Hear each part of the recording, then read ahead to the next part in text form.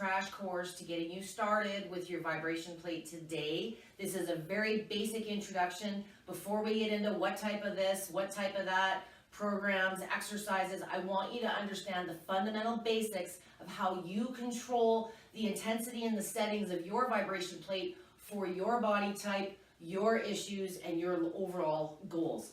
So if you're fearful at all, if you are dealing with chronic issues, recent injury, you're not supposed to be bearing a lot of weight, get yourself a stool. This is a good tool to have whether you are fit or not, certainly from a stability perspective. But if you're fearful and don't want to start standing on the platform, perhaps you're dealing with poor balance, start yourself seated. You can certainly, think of your body like renovating a house. You can start from the foundation and work yourself up, especially if you're dealing with neuropathy, chronic issues, swelling, or pain. Sometimes it's easier to get started in a seated position. So I'm going to get started, but I'm going to progress very quickly to standing, and I hope you do as well. When you're using a vibration plate for the first time, there's lots of different types of movements out there. Primarily, my coaching is in oscillating movement. Oscillating is very similar to walking. It's very low impact version. It mimics how our body walks across the floor.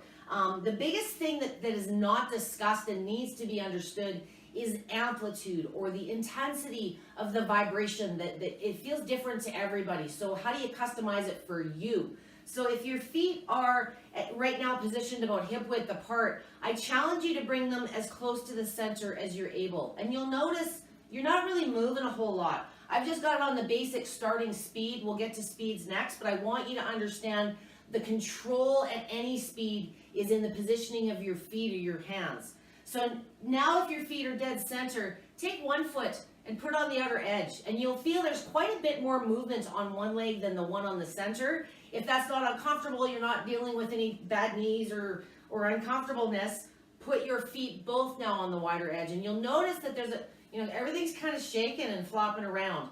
Think like a teeter-totter. If you're out on the wider edges, you're getting the amount of movement increased.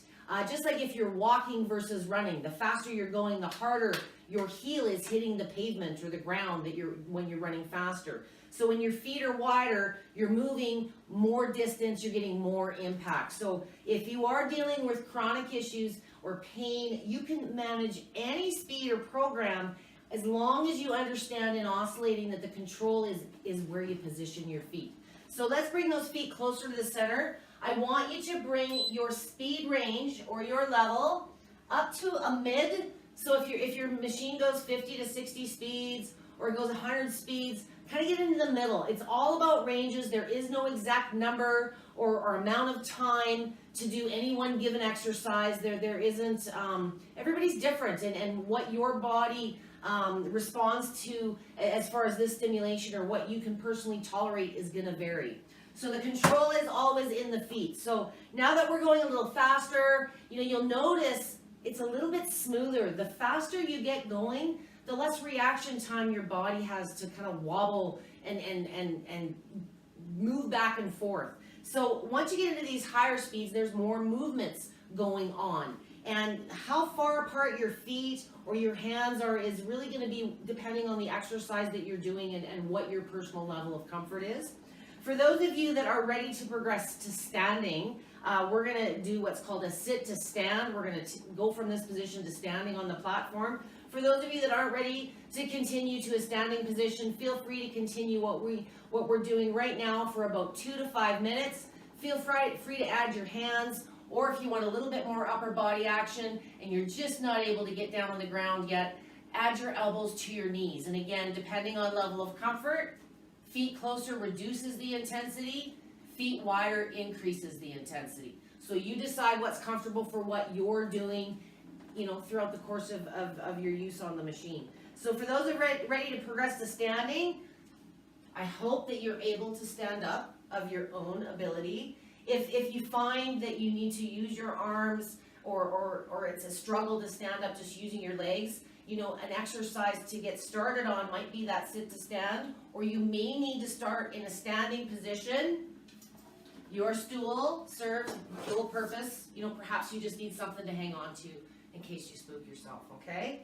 So make sure that the knees are slightly bent. If you are standing really tall or locking your legs, you're moving all of the movement up through your skeletal structure to your head. It's not harmful, but it takes some getting used to, and we have a tendency to guard and protect and fight the vibration, and that actually intensifies and amplifies it. So let those natural shock absorbers kick in. Keep a nice posture. Just make sure you're breathing, and you'll find if you bend a little deeper and we get into more of a squat, you're going to feel the vibrations suppress lower. The pressure's building on the legs. For those of you that are looking at getting stronger, you don't need to spend as much time doing these exercises as you would on the floor. So from a fitness perspective, outside of how great it makes you feel, vibration machines increase the effectiveness of doing those floor-based exercise. Think of them as an environment. They're an environment that kind of superficially increases your exposure to gravity, makes those muscles work harder through these little micro movements, but through much less impact than walking. So you can exercise those muscles without harm to the knees and the hips, the ankles. If you're dealing with hypermobility, arthritis, swelling, it just makes exercise more possible. But I want you to master standing first. Please experiment with this. If you have access to your machine throughout the course of your day, 2 to 5 minutes a couple times a day would be phenomenal. If you're looking at progressing to other things, there are other videos. I'll drop some links in this feed where you can find more exercise and feel-good applications of how to use your vibration plate.